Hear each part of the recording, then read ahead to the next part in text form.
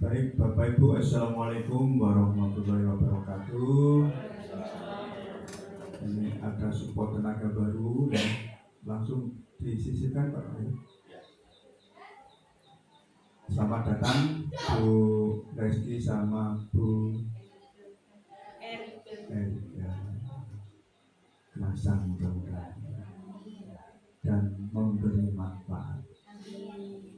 Baik Bapak Ibu, pertama puji syukur kehadirat Allah Subhanahu wa taala kita panjatkan agar dengan rasa syukur kita nikmat kita akan dilipat gandakan oleh Allah Subhanahu wa taala. Yang kedua, salawat dan salam kita aturkan pada junjungan kita Nabi Muhammad SAW. Semoga kita mendapat syafaatnya kelak di yaumil akhir. Bapak Ibu, terima kasih kerawanya semuanya. Ini ada praktek baik berbagi diseminasi dari guru penggerak yang keempat ini ya. Guru penggerak keempat SMP Gondang, mudah-mudahan nanti disusul ke-5, ke-6, ke-7 dan seterusnya ya. Semuanya bergerak. Yang mana diseminasi ini akan menampilkan atau mengupas habis tentang budaya positif. Nah, di dalam budaya positif nanti ada apa saja, terutama yang lebih detail nanti di segitiga restitusi Pak, para yang dikupas habis itu ya, bagaimana menstabilkan anak sampai kemudian terakhir membangun kesadarannya Pak ya. Di antara itu pasti ada kesepakatan anak-anak. Kenapa itu terjadi Bapak Ibu? Karena dalam pembelajaran ditengarai ada beberapa praktik yang bisa dikategorikan tidak membuat kenyamanan pada diri anak. Di antaranya posisi kontrol seorang guru, seorang pendidik itu ada 5. Kita biasanya di posisi yang paling rendah. Anak langsung di justice, menjudgment ya. Anak telat langsung dimarahi habis, sepatu beda warna langsung dilempar ke genting. Itu bukan zaman kita lagi, itu tidak boleh ya. Jadi intinya budaya positif yang ingin dibangun itu diantaranya seperti itu. Untuk menyingkat waktu supaya tidak berlama-lama Bapak Ibu, selanjutnya akan dikupas oleh guru penggerak SMP Gondang yang keempat, Bapak Prawoto SPD yang sudah malang melintang di dunia maya ini. Pak Pra, mudah-mudahan tidak bosan-bosan mewarnai dimensi dunia maya di sepedaku dan memberi manfaat yang lebih Pak Pra. Saya support nanti, monggo nanti sertifikat diberikan betul Pak Pra. Ya, betul ya. Demikian Bapak Ibu sambutan dari saya, mudah-mudahan bermanfaat. Bila taufiq wal hidayah. Assalamualaikum warahmatullahi wabarakatuh.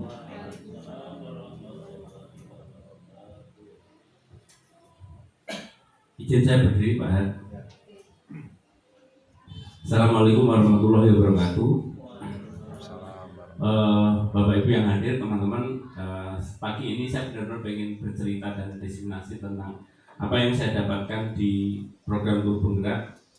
Saya dulu itu sejak angkatan ke-5 itu sebenarnya sudah mau ikut, karena saya di antara sekian orang yang tahu duluan tentang program guru penggerak, bahkan ketika itu masih ada di kabupaten lain. Cuma pada saat angkatan ke-5 sudah mau untuk ikut itu, Qadar Allah itu ada sesuatu yang lain lebih menarik saya daripada guru penggerak. Akhirnya saya ikut yang lain dulu. Angkatan ke-6, angkatan ke-7, angkatan 8 sudah daftar.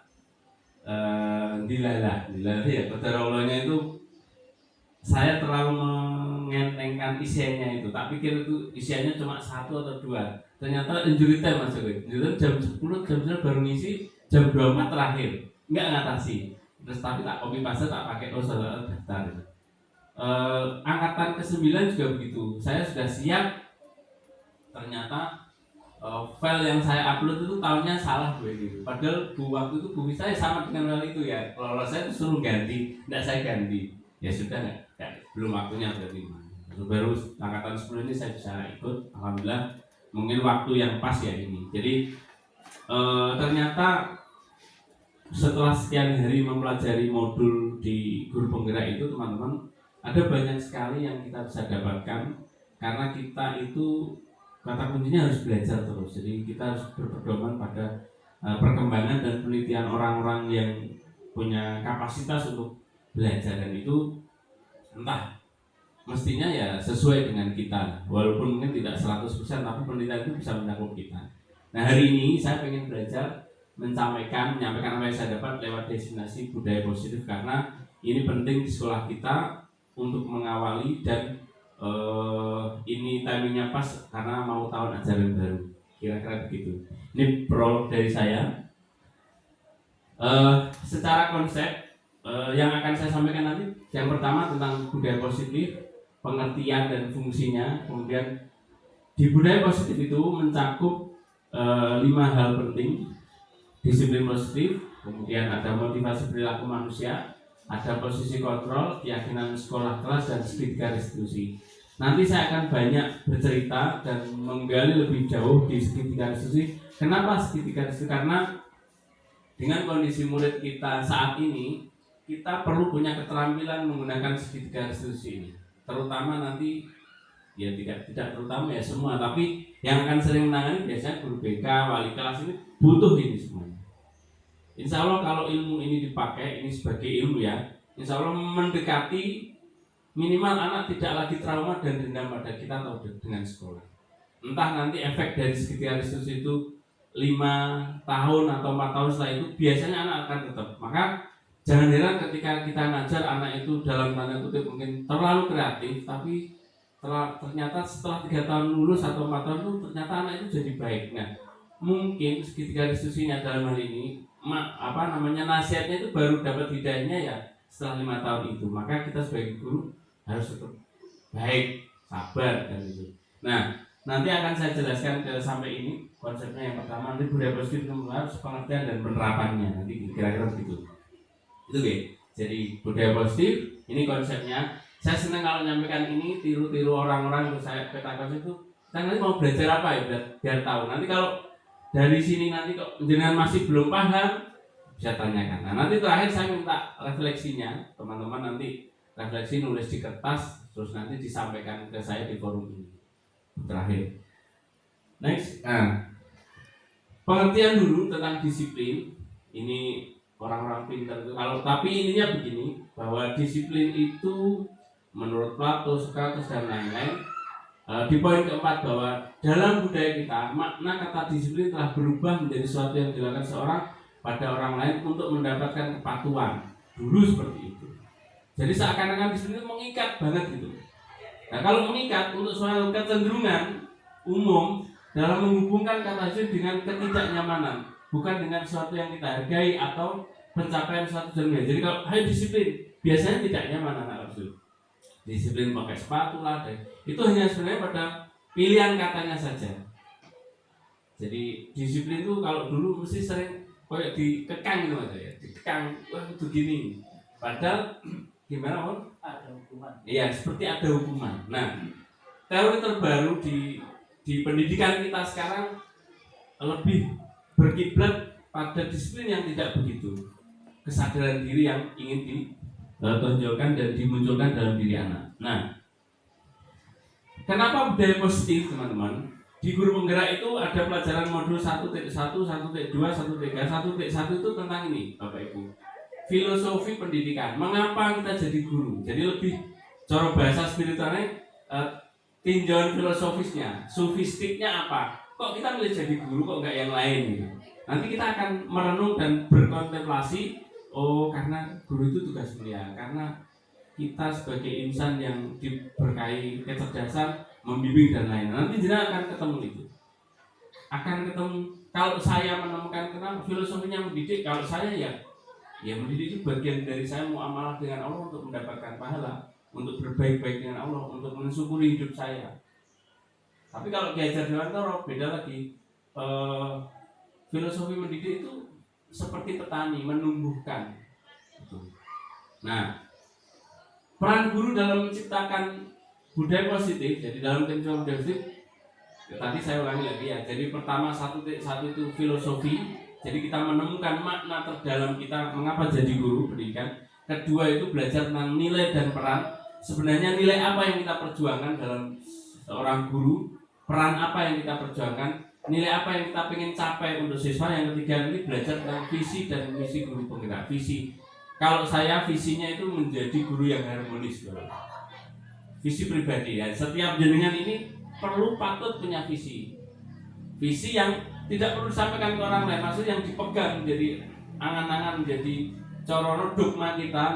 Bahasanya Mas Taufik itu ayat apa yang jadi pegangan hidupnya. Nah, visinya apa? Kalau saya menjadi guru harmonis itu ada kepanjangannya ya. Itu happy, A-nya adaptif, F-nya responsibility, M-nya sebagai mentor yang baik, O-nya itu jadi organisator yang baik, harmonis, N-nya itu network, saya harus berjaring dengan orang, terus I-nya itu inovatif, S terakhirnya adalah spiritualis. Jadi saya pengen pada diri saya itu menjadi guru yang benar-benar harmonis dalam mengajar, kehidupan dan lain-lain. Terus visi saya kepada murid apa? Karena saya guru bahasa Indonesia, saya pengen anak-anak itu makin mencintai literasi. Itu yang saya hubungkan bahagia dengan literasi. Nah itu senyampang dengan kebutuhannya sekolah. Kalau sekolah visinya kan Rojo Koyo. Rojo Koyo nanti ada singkatannya, R-nya, Jo-nya itu ada. Jadi diharmonisasi dengan alam. Berarti kalau literasi, saya harus menyampaikan, menampilkan buku-buku yang berharmonisasi dengan alam, yang kaitannya dengan sini, yang tentang pertanian, perikanan, kehutanan dan lain. Ini nanti hubungannya dengan konsep-konsep teks bacaan-bacaan. Itu. Nah, saya balik ke tadi. Kalau sudah satu dana, untuk bisa mencapai filosofi, kemudian nilai dan peran, terus yang ketiga divisi, kita butuh namanya budaya disiplin. Nah, budaya disiplin itu teman-teman seperti pagar untuk mengikat kita supaya visi kita tetap jalan, nilai kita tetap jalan. Maka dalam menciptakan budaya positif di sekolah, peran guru dalam menciptakan budaya positif di sekolah terletak pada penerapannya. Jadi kita harus bagian penerapan disiplin positif yang membimbing siswa belajar dari kesalahan. Karena pasti kita dulu pernah jadi murid juga pernah salah. Mengedepankan motivasi intrinsik. Nanti saya ceritakan motivasi itu ada 3. Yang mengimplementasikan pada posisi kontrol. Posisi kontrol itu kita sebagai guru itu kontrolnya di mana? Jangan-jangan kita hanya penghukum saja Pak Taufik, tidak pernah jadi temannya atau jadi manajernya. Terus restitusi itu cara pemulihannya, yang memulihkan hubungan dengan perilaku tanpa merusak harga diri. Jadi budaya positif itu dibuat sistematikanya supaya anak-anak yang harusnya bertumbuh dengan baik, dia akan berkembang sesuai kodratnya dengan tahapan-tahapan ini. Guru akan memotivasi dengan posisi kontrol, dengan restitusi kalau salah. Itu kira-kira. Nah, jangan perhatikan. Andaikan ini murid ya. Murid itu seperti pohon yang bertumbuh ada pagernya. Kalau ini sudah dirawat, dipupuk dan seterusnya, kalau ini tidak dipagar, ada hewan yang masuk, ada orang jahil yang masuk yang bisa merusak tatanan pendidikan kita. Maka disiplin itu ibaratnya pagar. Penerapan disiplin itu ibaratnya pagar. Kalau kita tidak menjadi pagar yang baik atau tidak membangunkan pagar yang baik untuk anak-anak bisa gampang terpengaruh oleh sesuatu yang harusnya dia tampil dan bertumbuh dengan baik. Oke, kesimpulannya ada di sini Bapak Ibu. Keyakinan kelas, jadi disiplin itu nanti diturunkan di setiap peraturan kelas, atau kalau bahasa kita namanya keyakinan kelas. Keyakinan kelas itu semacam kesepakatan dengan murid. Diturunkan itu keyakinan sekolah atau kelas yang kuat didukung oleh kolaborasi antara guru, siswa dan lingkungan dalam segitiga restitusi, menciptakan fondasi yang kokoh bagi budaya positif. Budaya positif ini yang tadi saya ceritakan ada fungsinya. Ini yang penting ya, tulisannya enggak tebal, enggak begitu penting. Budaya positif ini berfungsi sebagai pagar. Jadi kalau tadi siswa itu kita ajar macam-macam, kita harus mengontrolnya lewat budaya positif sehingga dia jadi pagar. Pagar apa? dalam menjaga tumbuh kembang anak dari pengaruh-pengaruh buruk sehingga mereka bisa bertumbuh sesuai kodratnya. Kata kuncinya di situ. Jadi kalau anak nggak disiplin, ya tugas kita itu mengantarkan anak, membawa anak, menemani anak, menjaga anak untuk dia disiplin. Contoh dia tahu sholat duha masuk, tapi kita nggak mendisiplinkan, tidak punya budaya positif. Ya hanya tahu saja sebagai umum tapi tidak diaplikasikan. Anak-anak harusnya pinter bola voli Pak Mur, tapi nggak di budaya positifnya, latihannya terus menerus tidak kita jaga. Bakat yang ada di anak itu tidak bertumbuh dengan baik. Ibarat padi tanaman itu dia digerogoti oleh hama yang lain atau pengaruh yang lain. Nah, hal ini sejalan dengan filosofinya pendidikan Ki Hajar Dewantara disingkat KHD, berbekal pada nilai dan peran guru penggerak dalam mewujudkan visi penggerak. Integrasi semua elemen ini membentuk lingkungan yang mendukung pertumbuhan holistik siswa dan memaksimalkan potensi mereka dalam suasana belajar yang kondusif dan inspiratif. Nah, yang tadi aslinya adalah untuk mewujudkan yang bawah ini. Maka perlu disiplin tadi, budaya positif tadi. Nah, konsep intinya ada ini, yang kalau untuk bisa budaya positif, kamu tadi ya, ada 1, 2, 3, 4, 5, ada 5 hal yang penting. Yang penting tadi disiplin positif, kemudian motivasi, posisi kontrol, keyakinan sekolah dan kelas, sama terakhir adalah segitiga restitusi. Nah, jadi nilai itu nilai kebaikan di rumah, di sekolah, menghargai orang lain, bertanggung jawab, disiplin dan lain-lain, itu kebajikan yang universal. Disiplin lebih pasti pada ke arah disiplin diri yang dapat mengontrol dari dalam melakukan segala dengan.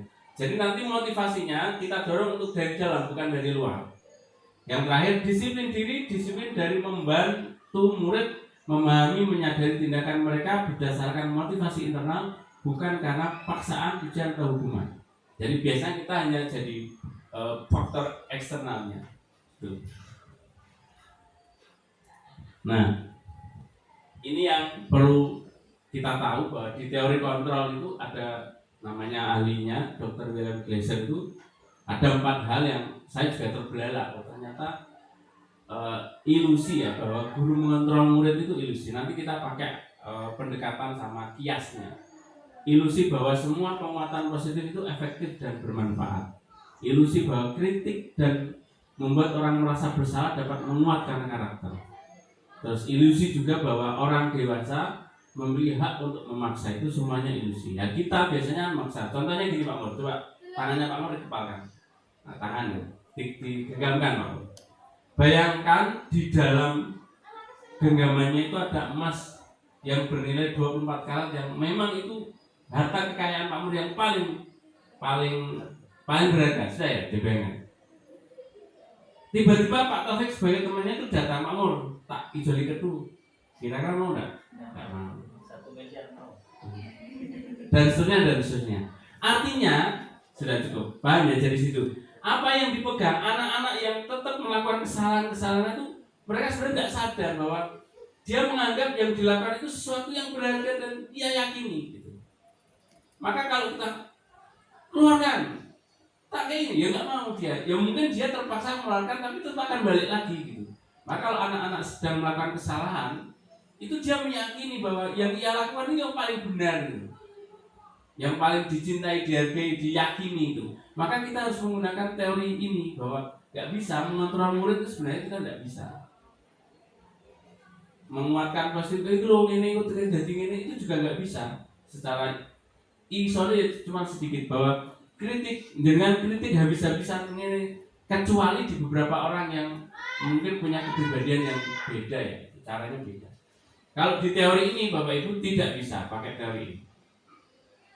Bahwa kita juga tidak melihat harus jadi bapak terus kudu ngene itu. Kalau begitu Pak Mur, akan seperti anak itu terpaksa. Kalau kita punya anak atau punya murid, kudu sekolah rono, paksa itu akan ini. Kita nggak bisa memiliki hak.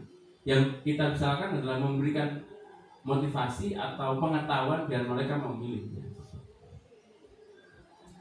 Nah, sekarang masuk ke motivasi perilaku manusia.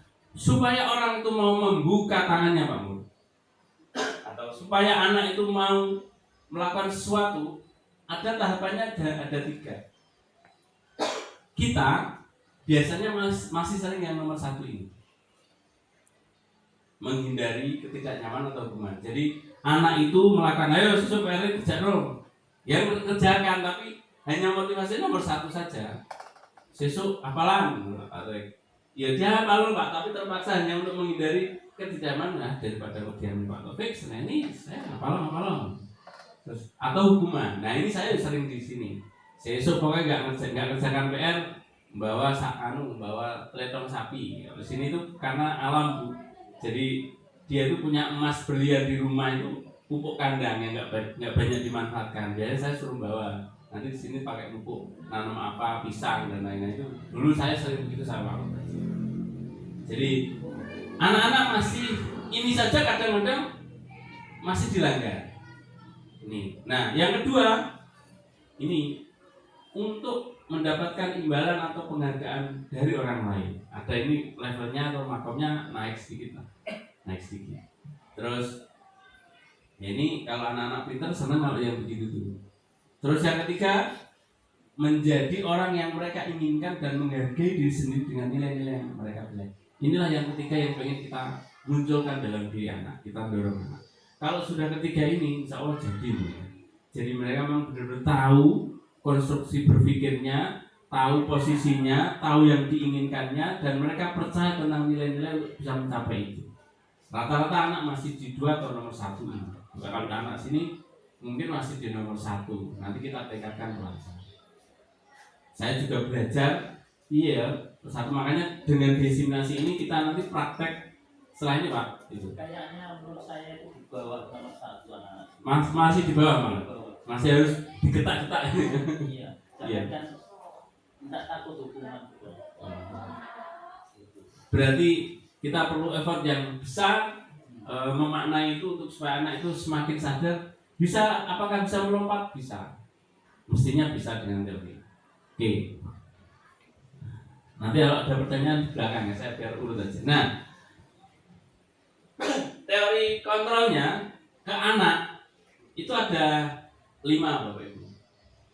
Kita itu sering menjadi penghukum atau pembuat merasa bersalah, atau teman, atau pemantau saja, atau manajer. Kalau disuruh milih standarnya, teorinya, kita sebagai guru ini juga bisa diterapkan untuk keluarga yang punya anak dan sebagainya itu. Pilihannya ada di manajer. Nah ini saya akan tunjukkan. Coba nanti diingat-ingat Pak Mur tadi sering di posisi mana? Saya penghukum dan teman dan teman. Oke, sebentar. Sering ajak ngobrol duduk bersama.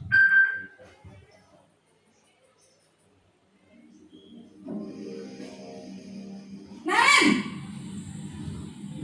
sini kamu. Selamat pagi Bu. Selalu terlambat. Kamu deh pasti terlambat. Maaf Bu, saya Apa?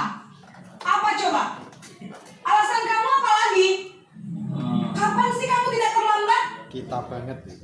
Malas sekali ya kamu jadi anak. saya Dasar pemalas. Gak kapok-kapok sih kamu. Sudah berapa kali terlambat?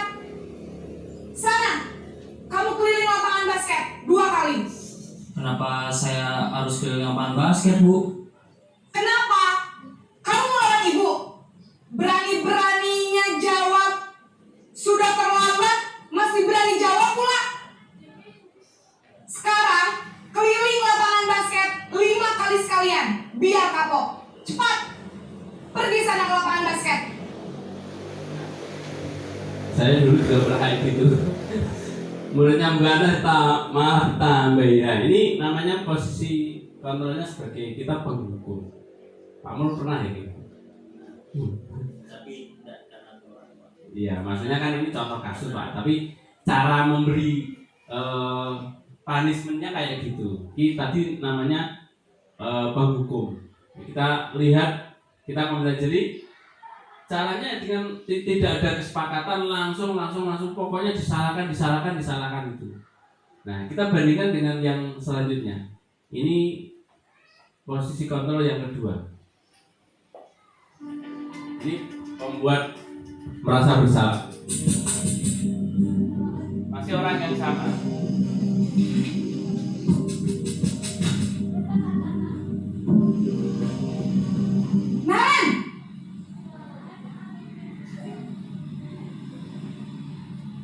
pagi Bu. Naren, kamu kenapa terlambat lagi, nak? Ya Tuhan, Naren, kamu senang ya bikin ibu susah ya? Kalau kamu terlambat lagi, nanti ibu yang ditegur bapak kepala sekolah, nak. Disangka ibu tidak bisa membina kamu. Duh, gimana ini? Maaf Bu. Duh, Gusti Naren, kamu suka ya kalau ibu ditegur bapak kepala sekolah? Terus, sekarang ibu harus tulis apa ini di buku absen? Ini kamu sudah sering terlambat loh. Ibu harus apa coba? Maaf Bu. Maaf sekali. Ya sudah, lain kali jangan bikin ibu susah lagi ya, nak ya. Ibu tidak akan kuat lagi kalau kamu begini terus. Bisa jantungan kalau ibu ditegur bapak kepala sekolah. Sana cepat ke kelas. Maaf ya Bu. Maaf sekali. Ini kalau sudah jengkel, saya juga pernah itu. Bolak-balik gitu. Pengennya sih anak itu merasa bersalah, dan kalau sudah bersalah itu ya dia tobat gitu loh. Ternyata tapi kalau pakai teori ini tidak bisa, karena itu ilusi. Ya bisa, dia tetap akan seperti itu. Ya mungkin kelak lah ya. Jadi itu biasanya ibu guru ya sering gitu ya. Tapi ya enggak juga sih, tergantung gurunya. Bapak guru ya ngono, Mas Joko pernah ya pernah gitu Mas Joko. Beberapa kali kalau ngomongin cerita, saya mbok kon piye neh Pak Joko ini kan begitu. Nah itu pokoknya kata kuncinya kalau mbok kon piye neh bahasa Jawa begitu.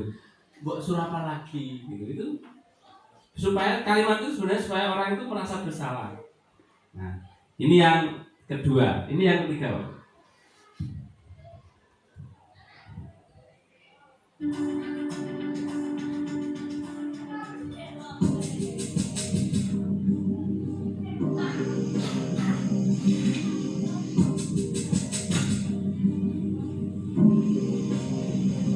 Naren,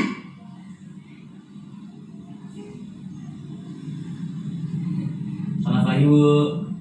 wah, sudah jam berapa ini, nak? Terlambat lagi ya, sayang. Iya Bu. Habis ibu saya lupa bangunkan saya Bu. Kamu malah menyalahkan ibu kamu. Kamu bukannya anak yang larinya paling kencang. Kok terlambat sih? Iya Bu. Saya memang terlambat bangun tadi. Jadi biarpun saya lari kencang, tetap gak kekejar Bu. Ya sudah sana. Nanti lain kali larinya lebih kencang lagi ya. Biar gak terlambat lagi. Bikin seneng ibu. Demi ibu. Bisa kan? Bisa lah Bu. Ya sudah sana masuk kelas. Ibu beresin urusan absen kamu. Kamu ini ada-ada saja. Yang ini lebih cair, lebih santai, lebih seperti teman. Jadi ini tapi kalau terlalu ya misalnya ngelonjak Pak ya. Tapi ini lebih jadi teman. Tapi diulang-ulang terus Pak, tapi ya paling Pak Mutasi kalau gantian gitu. Ini yang dengan posisi ini. Nah ini yang posisi pemantau atau monitor.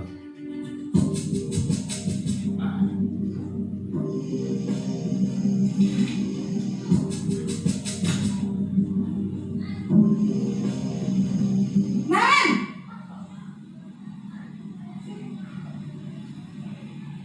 Selamat pagi Bu. Naren, apa peraturan sekolah kita tentang jam berapa kita harus masuk sekolah, nak? Kita harus di sekolah jam 7 Bu. Iya betul, sekarang sudah jam 7.20. Naren sudah tahu konsekuensinya jika terlambat hadir. Paham Bu. Saya harus tinggal kelas pas jam istirahat selama 20 menit. Iya benar, konsekuensinya demikian. Jadi nanti jam 9.30 pas istirahat, kamu harus tinggal di kelas, kerjakan tugas tambahan untuk ketertinggalan kamu, ya? Baik Bu. Ya, itu sering dipakai. Harusnya kita nanti kalaupun belum bisa menjadi manajer, minimal ke sana. Dan itu juga cocok katanya diterapkan untuk anak-anak kita di rumah. Jadi lebih cenderung tidak terlalu memvonis. Tapi kalau bisa memang posisi kontrol kita itu sebagai manajer. Nanti kita akan tahu bagaimana manajer itu dan efek-efeknya nanti akan saya jelaskan selanjutnya. Jadi yang tadi adalah bos ini.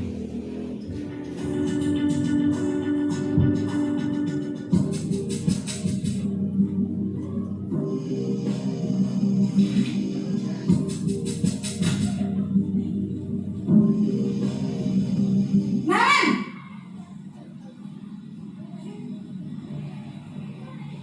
Selamat pagi Bu. selamat pagi Naren. Maaf Bu, saya terlambat. Iya, sekolah masuknya jam 7, sekarang sudah jam 7.20. Jadi sekarang bagaimana ini Naren? Maaf Bu, saya lupa setel alarm saya semalam. Baiklah, menurut kamu, keyakinan sekolah yang mana yang perlu kamu tingkatkan? Menghargai diri sendiri dan orang lain mungkin ya Bu. Setuju. Jadi, apakah Naren meyakini prinsip saling menghormati tersebut? Iya Bu, saya meyakininya. Apakah Naren bersedia memperbaiki masalah keterlambatan ini? Bersedia Bu. Bagaimana kamu akan perbaiki masalah keterlambatan ini? Saya akan coba untuk tidak lupa menyetel alarm saya Bu. Baik, kalau Naren lupa menyetel alarm di rumah, ada orang yang kira-kira bisa bantu mengingatkan tidak? Ada Bu, kakak saya, Kak Emma. Ada lagi selain Kak Emma? Selain Kak Emma, ada ibu saya. Baik, jadi yang mengingatkan Naren adalah Kak Emma dan ibu kamu ya? Kira-kira akan mulai setel alarm kapan nih Naren? Setelah pulang sekolah, akan segera saya lakukan. Baik, jadi Naren akan setel alarm untuk bangun besok pagi dan akan diingatkan oleh kakak dan ibunda Naren ya. Ada lagi yang mungkin perlu dilakukan Naren agar tidak terlambat bangun lagi? Tidak ada Bu. Baik Naren, terima kasih untuk kerjasama kamu. Sekarang kamu perlu kembali ke kelas untuk belajar. Baik Bu, terima kasih. Oke, tadi ada 5 dan jenengan pasti akan bisa membedakan bedanya, taste-nya, soul-nya, rasanya beda dari adegan pertama, kedua, ketiga, sampai 4 dan kelima itu. Jadi memang tipe-tipe ini sekarang lagi dipopulerkan di pendidikan di Indonesia supaya kita lebih menjadi bangsa yang lebih enak, jadi lebih anak-anak lebih dihargai, dihormati, dimotivasi dari dalam.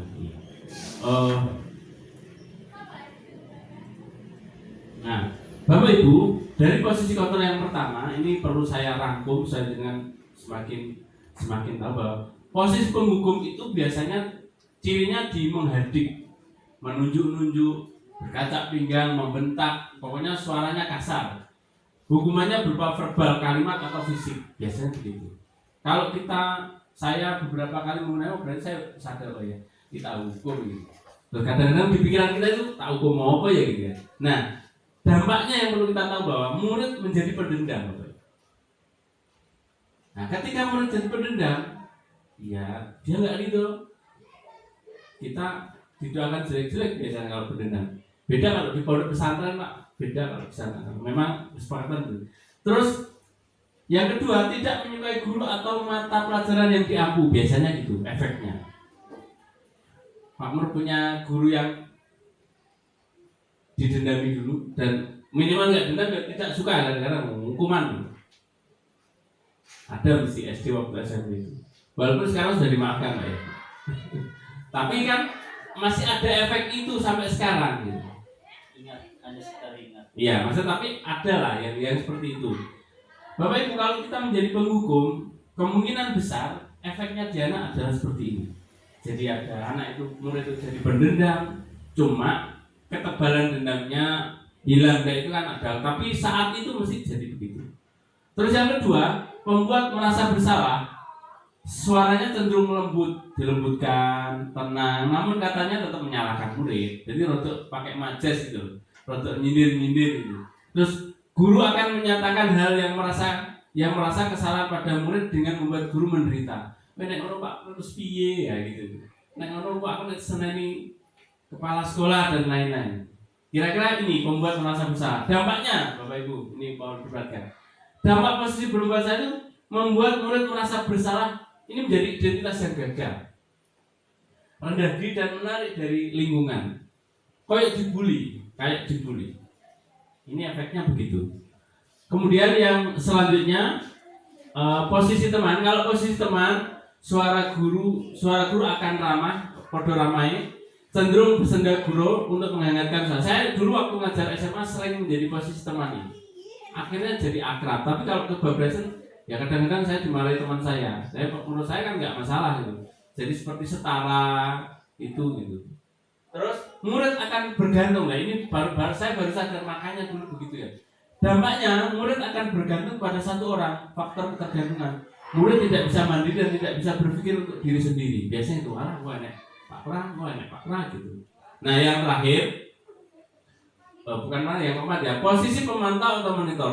Seorang pemantau akan bersuara datar, tidak emosional, tidak bersenda gurau, ataupun menggunakan suara tinggi biasa, standar. Tercipta identitas dari positif atau berhasil. Yang ketiga, pemantau perlu senantiasa memantau. Pada saat murid diberikan sanksi, maka guru pun harus selalu mengawasi. Lebih kekurangannya kalau saya biasanya nomor 3 ini, kadang-kadang saya tidak bisa menyangsi, maksudnya tidak selalu bisa mengawasi. Nah dampaknya murid akan menghitung konsekuensi dan hadiah tanpa memahami sebenarnya kebijakan yang dituju. Tidak sepenuhnya mandiri. Ini tidak sepenuhnya mandiri. Dia corong hitung-hitungan Pak. Ini. Terus yang terakhir, posisi manajer. Ini yang diinginkan.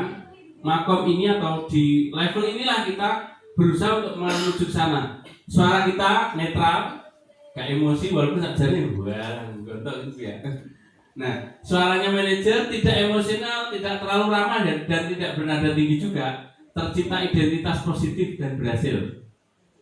Guru akan dengan tulus mengajukan pertanyaan-pertanyaan bermakna agar membuka pikiran. Ini yang ketiga, ini yang penting.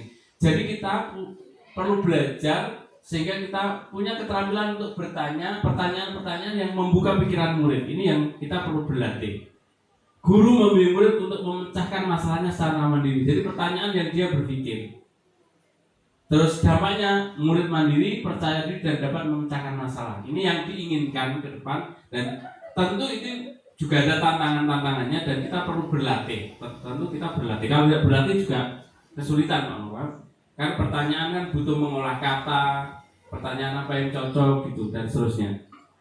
Jadi tadi kan seperti mulai kapan kamu akan, dan itu kata-kata kuncinya di situ. Mulai kapan kamu akan menyetel alarmnya? Kalau kamu lupa, siapa yang akan mengingatkan? Kak Ema Bu. Selain Kak Ema lah, itu harus dikejar terus. Itu seperti kesepakatan, ini maka ini itu. Itu kan idenya timbul dari murid. Akhirnya kita eksekusi, kita kuatkan. Oke. Jadi posisi kontrol guru, sebaiknya seorang guru menggunakan posisi kontrol sebagai manajer. Sebagai manajer, guru dapat bekerja sama dengan murid, memberikan mereka tanggung jawab dan mendukung mereka dalam menemukan solusi. Kata kuncinya mendukung mereka dalam menemukan solusi. Solusi ini seperti prinsipnya guru BP Pak coba ya. Jadi tidak diberi tapi dia berpikir, tapi kita yang mendorong. Selain itu, peran manajer yang berfokus pada restitusi memungkinkan murid menjadi manajer bagi dirinya sendiri sehingga tercipta identitas positif dalam diri mereka. Ini yang penting sehingga anak itu tetap punya nama baik gitu. Nah ini apa hubungannya posisi kontrol dengan murid? Sebenarnya murid itu Pak Muria, dia melakukan sesuatu itu dia tidak lepas dari 5 ini. Kebutuhan dasarnya dia, kebutuhan bertahan hidup, kebebasan, kesenangan, penguasaan dan kasih sayang dan rasa diterima. Saya cenderung berpikir akhirnya dari sini, apa anak-anak saya itu dia kebutuhan dasar manusia yang kebebasannya ini yang belum terpenuhi ya, sehingga kalau di sekolah cenderung bebas, tidak acuh dan seterusnya itu. Maksudnya kurang menghiraukan guru lah. Mungkin nanti kita bisa menggeser, kita akan cari tahu bagaimana supaya mereka juga tetap terakomodir rasa kebebasannya, kesenangannya, penguasaan itu kadang-kadang kelas 3 ke kelas 2 dan lain. Ini berlaku untuk seluruh manusia. Kita juga bertahan hidup yang mana dan seterusnya. Kalau lebih dari itu mungkin kasih sayang dan diterima. kebebasan, kesenangan, dan ini kebutuhan dasar manusia kita. Nah, ketika menjadi manajer ini kita harus memahami untuk menyelesaikan masalah mereka, kita harus paham sebenarnya anak ini butuh apa. Kalau yang tadi mungkin butuh kasih sayang ditemani ibunya dan seterusnya oleh gurunya, terus kebebasan dan seterusnya, nanti kita akan tahu insya Allah. Nah, dari sini kita turunkan lagi setelah kita tahu motivasi, posisi kontrol, kebutuhan. Ini yang penting Bapak Ibu. Nanti saran saya ketika kita mengawali tahun ajaran baru di kelasnya masing-masing, minimal di pelajaran masing-masing, kita buat namanya keyakinan kelas. Kalau keyakinan sekolah kan secara umum kita kelas. Guru berperan dalam membangun keyakinan sekolah atau kelas melalui kesepakatan bersama antara guru dan murid. Ini lebih pada nilai ya, tidak ada hukumannya, tidak disebutkan. Jadi lebih pada nilai. Terlambat dia melanggar, berarti menjadi murid yang disiplin. Kalau ada tidak mesin, kamu melanggar keyakinan yang mana anak-anak gitu. Jadi nanti apa-apa saja yang jenengan terapkan di mungkin disiplin, menghargai orang lain dan lain-lain gitu. Termasuk ketertib, menjadi anak yang tertib dan seterusnya. Terus keyakinan ini berupa pernyataan universal yang mudah diingat dan dipahami serta harus diterapkan dalam lingkungan sekolah. Jadi mungkin satu orang guru dengan orang guru lain beda. Nah, ini yang pengen saya ajak teman-teman nanti di tahun ajaran baru, di awal pembelajaran nanti kita buat kesepakatan. Pak Taufik buat kesepakatan yang ada hubungannya dengan pelajaran agama, Pak Mur dengan hubungan olahraga, menjadi anak yang sehat dan disiplin. Nek terlambat gak melolari lapangan harusnya bagaimana, dan seterusnya. Ini nanti ada namanya keyakinan kelas yang dibuat. Nah, kalau tadi ya yang saya maksud keyakinan kelas itu dilanggar, ada pelanggaran, maka kita menggunakan ilmunya, menggunakan segitiga restitusi ini. Ini adalah corona obatnya Pak Mur, pagernya, supaya anak yang melanggar keyakinan kelas tadi, yang melanggar prinsip-prinsip kebijakan universal ini, nanti kita akan anulir, kita akan kita konseling, kita akan perbaiki lewat cara ini. Ada 3 tahapannya: menstabilkan identitas, validasi tindakan yang salah, menanyakan keyakinan. Ini akan saya contohkan biar nanti jenengan jelas. Akan saya contohkan. Saya kemarin mencoba membuat contoh kasus, jenengan bisa perhatikan. Kasus pertama, contoh restitusi. Jadi ketika keyakinan kelas sudah dibuat ternyata masih saja dilanggar, nah, caranya penyelesaiannya bagaimana? Nah. Kasus pertama, Buma, siswa kelas 7 SMP Negeri 2 Ngudang masuk kelas terlambat. Dia makan di kantin saat pergantian jam pelajaran, sedangkan pada saat jam istirahat, Buma lebih asik bermain sehingga lupa tidak menggunakan waktu untuk makan di kantin. Akibatnya, dia terlambat masuk kelas mengikuti pelajaran. Berikut adalah skenario penyelesaian masalah menggunakan segitiga restitusi.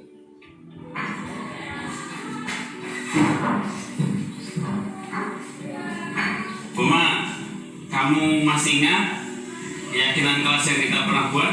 Dilarang terlambat masuk kelas di belakang meja guru. Baik, gak apa-apa, Buma. Tadi saya habis makan. Terus? Kalau tidak makan ya bisa loh. Oke, jadi kalau berarti kamu tadi makan, bukan di jam istirahat, kamu makan itu baru akhirnya masuk kelasnya terlambat gitu. Ya. Jadi kamu makan, pada saat makan tadi pasti kamu punya alasan kenapa kamu makan pada saat jam pelajarannya. Ini mulai validasi tindakan yang salah. Pas baru sampai di sekolah, pas pelajaran pertama saya belum makan. Terus pas istirahat kenapa dipakai makan? Saya lupa, saya bermain tadi Pak. Pas jam pelajaran saya belum makan. Berarti akhirnya jam istirahat tidak dipakai untuk istirahat makan, bermain, akhirnya habis bermain jam masuk baru ingat baru makan gitu. Ya. Ya Buma, untungnya kamu makan. Andaikan kamu nggak makan, kira-kira apa yang terjadi? Ya bisa Pak. Ya pingsan. Ya untungnya kamu makannya cukup lah, nggak mau makan banyak. Andaikan kamu makan terus sampai pulang jadi makan terus nanti. Namanya orang lapar ya pasti makan. Nanti Kalau nggak makan malah bisa-bisa pingsan nanti kamu. Tapi kan kamu tahu waktunya yang pas kapan, harusnya pas istirahat sesuai dengan kesepakatan keyakinan kelas kita ya kan? Bunga masih ingat? Ini mulai tanya keyakinan kelas karena tadi merasa bersalah. Sama kamu dan teman-teman. Tidak boleh masuk kelas terlambat di belakang bapak ibu guru. Nah, ya tadi kan kamu Terlambat. belum tahu ya keyakinan apa yang sudah kamu langgar kira-kira. Terlambat datang mengikuti pelajaran.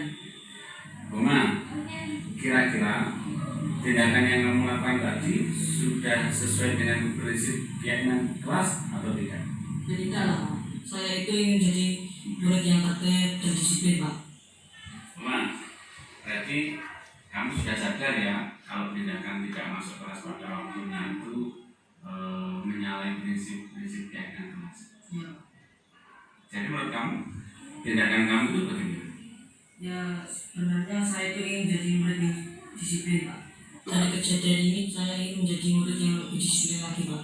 Saya ingin memanfaatkan waktu dengan baik. Jadi Pak, saya ingin menjadi anak yang disiplin dan menjadi murid yang lebih baik. Bunga, kira-kira dengan kejadian ini kamu bersedia nggak memperbaiki masalah ini? Bersedia lah Pak. Bunga, kalau kamu mampu memperbaiki masalah ini, kamu akan menjadi orang yang seperti apa ya kira-kira? Saya akan menjadi anak yang disiplin, bertanggung jawab dan rajin dan bisa membanggakan orang tua. Nah, menurut kamu bagaimana rasanya menjadi siswa yang disiplin, bertanggung jawab dan rajin itu? Ya keren lah Pak. Saya menjadi murid yang disiplin, bertanggung jawab dan rajin. Pasti membanggakan orang tua dan juga bapak ibu guru. Baiklah Bunga, kalau begitu yuk kita pikirkan bagaimana memperbaiki masalah ini. Siapa? Kata kuncinya ada di terakhir tadi. Jadi ketika ditanya dia mulai sadar itu, oh kira-kira ada kata kunci yang nanti selalu disematkan walaupun yang lain tadi tidak semirip yang awal ya. Jadi keyakinan kelas yang dilihat sebenarnya ada nilai disiplin tadi. Kalau di tayangan ini harusnya ucapannya disiplin, tadi kan terlambat itu bagian dari keyakinan yang disepakati disiplin. Nah, kata kuncinya di terakhir ini Pak Mul. Kalau dia melanggar ini terus kira-kira kalau kamu jadi anak disiplin, kamu akan jadi bagaimana? Itu yang harus ditanyakan. Supaya anak itu, oh iya, aku ini sebenarnya tujuannya untuk memotivasi dari internal. Iya, aku sehat, aku rajin, aku kok akan biar dia muncul sendiri di pikirannya. Membanggakan orang tua, tentu siapa yang tidak pengen membanggakan orang tua dan seterusnya. Kata kuncinya di bagian akhir tadi. Kalau ketika menanyakan keyakinan jangan sekedar keyakinan kelas apa yang kamu langgar. Enggak, setelah itu keyakinan disiplin mana? Kalau kamu jadi disiplin, kalau jadi anak disiplin, kira-kira kamu jadi anak yang bagaimana? Kalau setelah itu bisa pertanyaannya untuk berbasis gini. 5 tahun lagi kalau kamu disiplin mulai dari sekarang, nah bisa gitu kan? Itu saya merasa penekanan di akhir ini ya. Kalau mungkin yang tadi bertanya validasi dan itu mungkin belum sesuai, tidak jadi soal. Karena ini berlatih. Tapi yang bagian akhir ini yang kita perlu maknai dan kita garis bawahi adalah menanyakan yang sudah dilanggar, lalu bertanya kalau itu dilakukan mau nggak jadi anak yang seperti itu. Kalau sudah mau kira-kira nanti bagaimana dan seterusnya tadi. Ini yang kasus pertama. Kasus kedua saya ambil perempuan. Saya senang Pak bisa praktek ketika restitusi. Saya jadi mengerti ketika seseorang melakukan kesalahan dan menyadari kesalahannya serta tidak merasa terancam. Terima kasih Pak Prawoto. Jadi kalau dengan dialog itu dia nggak Kasus merasa- kedua, nggak merasa- Lena dan Putri sedang belajar di Ini kelas. kasus kedua ya. Mereka sedang mendapat tugas individu. Tiba-tiba Lena mencoret-coret buku Putri dan sedikit mendorong gara-gara Putri ingin mencontek tugas individu milik Lena. Berikut adalah skenario penyelesaian masalah menggunakan segitiga restitusi.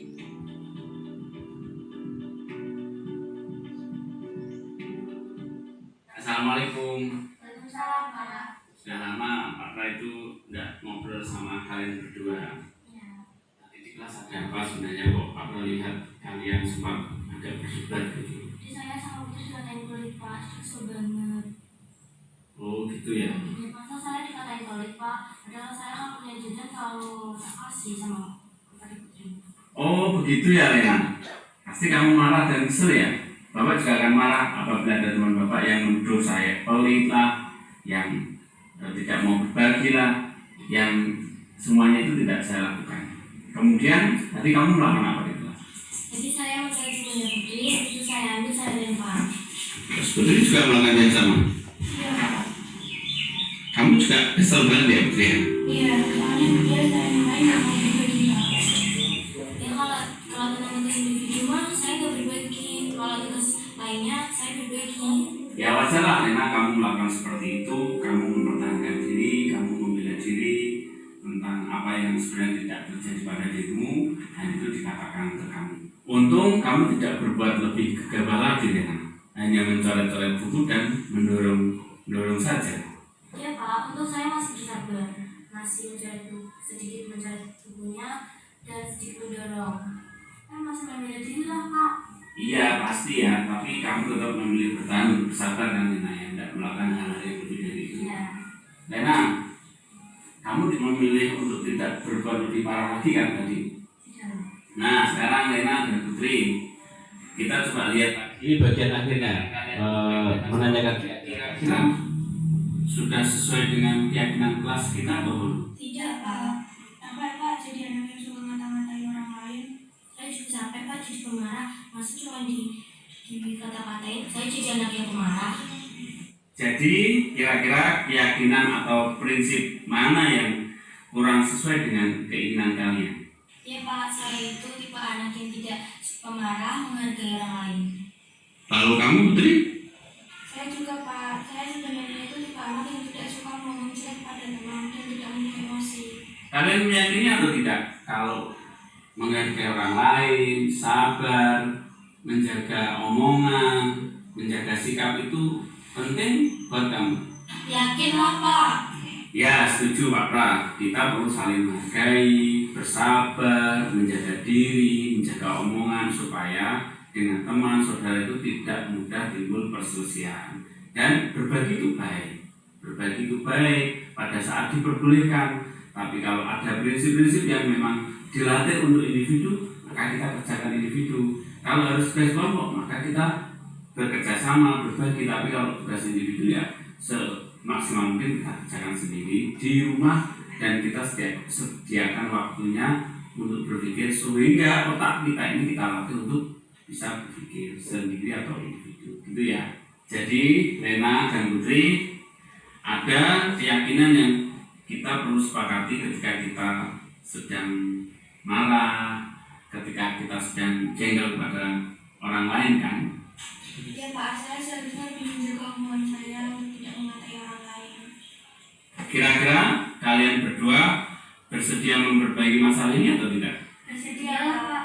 Kalau kalian mau memperbaiki masalah ini, kira-kira kamu mau menjadi orang yang seperti apa? Lebih sabar, bertanggung jawab. Terus kamu Putri, kira-kira akan menjadi orang yang bagaimana? Saya akan menjadi orang yang bisa menahan diri, lebih bijaksana, dan tidak memata-matai orang lagi. Ya, menurut kalian kira-kira bagaimana rasanya menjadi orang yang seperti kamu sebutkan tadi? Ya nyaman kan Pak, bagi menjadi orang yang bisa lebih bersabar dan menahan diri. Nah, sedangkan kamu Lena, kira-kira bagaimana? Ya nyaman kan Pak, bagi menjadi anak yang bisa bersabar dan menahan diri, dan bisa membanggakan orang tua dan bapak ibu. Baiklah, kalau begitu, yuk kita pikirkan bagaimana memperbaiki masalah ini. Baik Pak. Ini bagian akhirnya kita tanya kira-kira nanti kalau jadi anak yang sabar itu bagaimana ya? Jadi dia akan tahu punya imajinasi, punya keinginan depan gitu. Jadi Saya bangga Pak, karena ini saya bisa tahu kalau ada masalah saya harus berbuat apa. Saya senang Pak bisa praktek segitiga restitusi. Saya sekarang tahu Pak harus bagaimana jika melakukan kesalahan. tadi adalah contoh praktek segitiga restitusi yang saya Kasus pertama, Uma. saya desain. Jadi saya pengen menegaskan lagi yang bagian awal Bapak Ibu ini, karena menurut saya ini penting dan bisa menjadi senjata kita nanti dalam menghadapi anak-anak. Ketika menstabilkan identitas ini, sisi menstabilkan identitas itu satu, berdasarkan prinsip membuat kesalahan adalah bagian dari proses pembelajaran. Pertanyaannya bisa macam-macam. Artinya prinsip ini yang kita pegang, bahwa orang salah itu ya bagian dari proses, bahwa orang pernah salah, tapi salah itu tidak apa-apa, enggak ya, tidak begitu. Artinya orang itu pernah bersalah, pernah berdosa, terus berperan menggeser identitas murid dari identitas gagal ke sukses. Jadi kalau salah itu bukan selalu gagal, tapi sukses, tentu akan bisa sukses pada saatnya gitu. Yang ketiga, jangan mengkritik murid yang sedang mengalami identitas gagal. Jangan mengkritik murid ketika dia sedang melanggar aturan atau identitas gagalnya, jangan dikritik. Bahkan, oh gitu ya. Terus cara Pak Amr ya mungkin ya kayak awakmu mungkin ya. Itu sebenarnya kayak berpihak dari situ. Saya membahasakannya ketika masa belajar kita berpihak pada murid.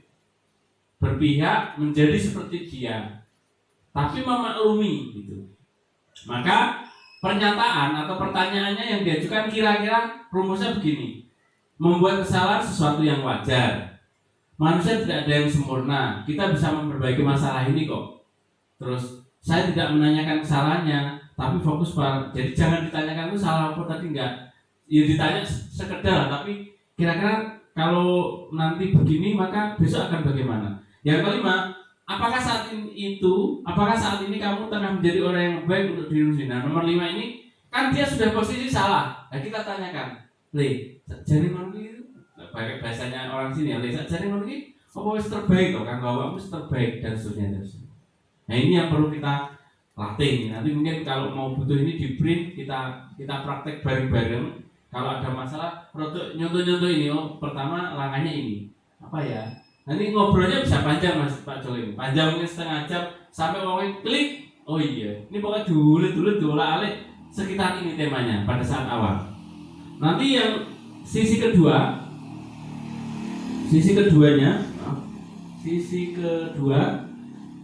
validasi tindakan yang salah. Kita mulai, prinsipnya adalah berdasarkan prinsip setiap perilaku berupaya memenuhi suatu kebutuhan tertentu. Pada saat validasi tindakan salah, sebenarnya kita sedang menanyakan, mengetahui sakjane murid ini sakjane butuh apa berdasarkan 5 kebutuhan manusia tadi. Guru akan bergeser dari pemikiran stimulus respon menjadi proaktif. Kita lebih ke proaktif. Yang ketiga, mengenali dan mengakui kebutuhan murid ini dapat memperbaiki hubungan dengan murid. Jadi kita tunjukkan bahwa caranya begini dan begitu. Yang keempat, pernyataan atau pertanyaan disampaikan dengan nada suara tidak menghakimi. Ya, ini penting. Pokoknya takut aja merasa ini enggak, santai lah. Seperti gaya Pak Jo kalau bertanya ini sudah kayak inilah. Saya lihat kemarin. Terus pernyataan yang bisa diajukan enggak? Kamu bisa seakan-akan kita melihat dia, tapi enggak. Jadi kamu bisa saja bertindak lebih gegabah lagi dari untungnya kamu hanya gini saja gitu. Jadi kita memihak dia, tapi contohnya tadi yang makan, untung aja kamu makannya cepat. Kalau kamu makannya lambat, kamu akan jadi malah ini. Untung kamu masih begini, tidak begini. Untung masih dikasih untung begitu. Terus kamu bukan melakukannya tanpa suatu alasan. Jadi kamu pasti punya alasan melakukan ini. Ditanyakan alasannya. Alasannya kita nanti kamu lakukannya karena mempertahankan sesuatu yang penting bagimu. Kamu pasti punya alasan. Alasan terpentingmu masih begini-begini. Ditanyakan. Terus yang keempat, mungkin kamu bisa mempelajari suatu perilaku baru yang lebih efektif. Bersedia kamu mempelajarinya. Nomor 4 ini, kamu kan begini-begini. Sebenarnya itu ada yang lebih baik lagi dari perilaku itu. Kamu mau belajar itu enggak? Gitu. Pertanyaannya begitu. Nah, ini yang sisi kedua. Sisi ketiganya, ini yang penting. Sisi ketiganya adalah menanyakan keyakinan. Tentu, makanya tadi di awal pelajaran besok kita harus punya keyakinan yang kita pegang. Teori kontrol menyatakan bahwa pada dasarnya kita termotivasi secara intrinsik. Maka tadi kan pertanyaannya menuju ke sesuatu yang timbul dari dalam. Saat perilaku telah divalidasi dan identitas sukses telah stabil, langkah 1, 2 tadi, maka murid telah siap mengaitkan keyakinan dengan tindakan yang salah. Pertanyaannya begini, sebagai keluarga, sebagai teman, apa yang kita yakini? Di kelas kita apa sih yang kita yakini sebenarnya? Nilai apa yang telah kita sepakati? Dia akan menjawab. Seperti apa, nomor 3 dan 4? Seperti apa gambaran sebuah kelas yang ideal bagi kamu? Seperti apa murid yang ideal bagi kamu? Seperti apa murid yang disiplin bagi kamu? Seperti apa murid yang ideal 5 tahun lagi bagimu? Ini ditanyakan. Kamu ingin menjadi orang seperti apa nantinya? Kamu ingin, kalau sudah disiplin, kamu ingin menjadi orang yang seperti apa? 3-4 ini diolak-alik, dikasih pertanyaan berulang-ulang yang temanya ini nanti.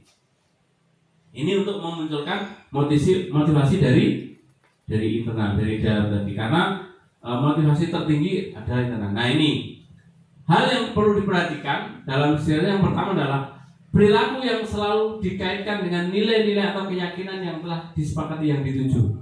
Ini rumus akhirnya, selalu dikaitkan dengan itu. Kesediaan ini kata kunci yang kedua adalah kesediaan orang yang melakukan kesalahan untuk memperbaiki masalah. Jadi jenengan tanya, piye supaya orang itu klik, murid itu klik untuk memperbaiki. Dia bersedia memperbaiki. Bersedia atau kamu memperbaiki? Sampai iya saya bersedia Pak. Sampai ada jawaban itu. Pemecahan masalah sebisa mungkin relevan atau memiliki hubungan dengan masalah yang ada. Perlu adanya usaha perbaikan dari pihak yang berbuat salah. Perlu disediakan waktu. Nah, ada batasan waktunya. Ketertarikan dengan menerapkan budaya positif di sekolah. Tujuan pendidikan nasional dengan filosofi GHD itu pendidikan yang berpihak pada murid dan bersifat menuntun dapat lebih mudah tercapai. Jadi GHD itu punya filosofi adalah pendidikan yang berpihak pada murid yang bersifat menuntun. Nah, dengan cara segitiga restitusi, kita tahu posisi kontrol, teori motivasi dan lain-lain, dia akan lebih gampang tercapai. Guru yang menerapkan 5 nilai guru penggerak memiliki peran yang vital dalam menciptakan budaya positif di lingkungan. Jadi guru punya peran yang sangat vital dalam menciptakan budaya positif di lingkungan sekolah sebagai penggerak, bertanggung jawab dalam membangun atmosfer yang mendukung dan memotivasi perkembangan sejalan dengan visi guru. Maksudnya gini, kalau yang belum guru penggerak, guru yang menerapkan, yang mempunyai nilai-nilai itu memiliki peran. Jadi guru punya nilai, punya peran yang sangat vital dalam menciptakan budaya positif di sekolah. Caranya, pagernya agar budaya positif itu terus terkawal adalah dengan salah satu budaya positif. Budaya positif di dalamnya mulai dari treatment pertama, treatment kedua, treatment ketiga, dan treatment terakhir jika terjadi kesalahan dengan cara segitiga restitusi tadi.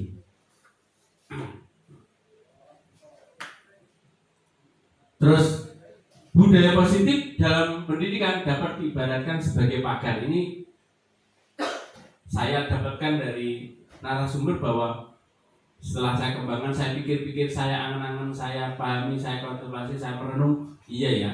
Dari budaya positif dalam pendidikan itu diibaratkan sebagai pagar yang melindungi pertumbuhan dan perkembangan anak dari pengaruh kurang baik. Saya tidak ngomong tidak baik, kurang baik Pak. Ya mungkin aja tidak baik, sehingga mereka dapat berkembang sesuai dengan kodratnya. Jadi budaya positif ini yang akan nanti mengurangi dan membentengi anak supaya anak tetap berkembang sesuai dengan kodratnya.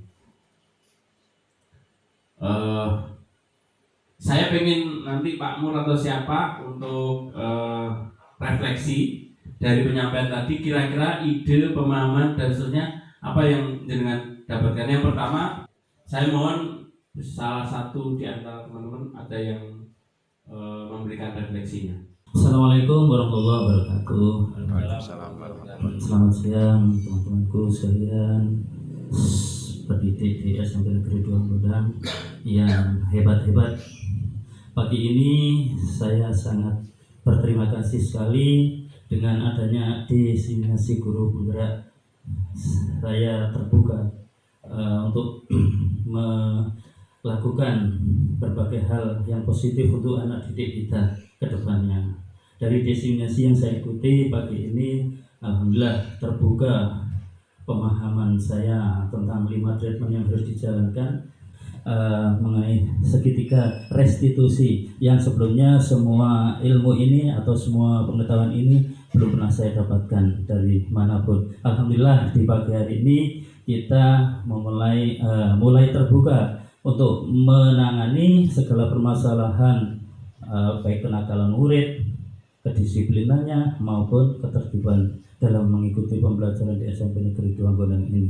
Insya Allah hal-hal atau ilmu-ilmu yang disampaikan oleh guru penggerak ini sangat bermanfaat sekali bagi saya khususnya dan umumnya untuk semua guru di semua lembaga pendidikan. Terima kasih Pak Pra yang sudah memaparkan dengan begitu jelas dalam acara diseminasi guru penggerak pada pagi hari ini. Sekali lagi apa yang telah disampaikan dalam paparan diseminasi tadi, insya Allah kedepannya akan saya tiru atau saya ikuti sesuai ilmu yang sudah disampaikan. Terima kasih sekali lagi. Assalamualaikum warahmatullahi wabarakatuh. Untuk refleksi dari saya, ilmu yang Bapak jelaskan ini sangat bermanfaat bagi saya, sangat bermanfaat sekali bagi saya, karena untuk persiapan mengajar di tahun ajaran baru berikutnya. Nah, ini saya sangat terbuka sekali di 3 tahap dalam segitiga restitusi. Jadi saya nanti bisa memahami karakteristik peserta didik dengan baik dan juga bisa menjadi evaluasi saya baik nantinya jika menghadapi suatu masalah dalam menjelaskan ataupun ada permasalahan dalam hubungan antara guru dan murid ataupun murid dan murid, saya bisa menjadi penengah yang baik begitu. Saya dulu pernah mengalami hal jelek Pak Mur. Saya pertama jadi guru, saya teringat jadinya gara-gara ini tadi ya, teori kontrol. Saya menjas. Saya praktek PPL di Man Surabaya. Wah lah, anaknya nakal-nakal.